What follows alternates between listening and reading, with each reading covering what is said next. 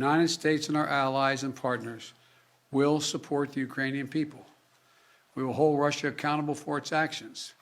The West is united and resolved. We're ready to impose severe sanctions on Russia if it further invades Ukraine. Who in the Lord's name does Putin think gives him the right to declare new so-called countries on territory that belong to his neighbors? This is a flagrant violation of international law and demands a firm response from the international community. Over the last few months, we've coordinated closely with our NATO allies and partners in Europe and around the world to prepare that response. We've said all along, and I've told Putin to his face more than a month ago, that we would act together.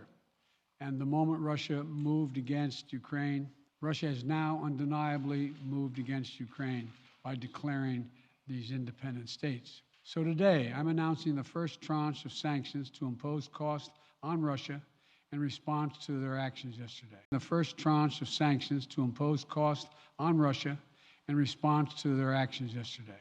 These have been closely coordinated with our allies and partners and will continue to escalate sanctions if Russia escalates. We're implementing full blocking sanctions on two large Russian financial institutions, VEB and their military bank.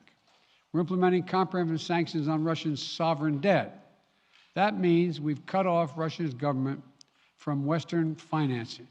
It can no longer raise money from the West and cannot trade in its new debt on our markets or European markets either.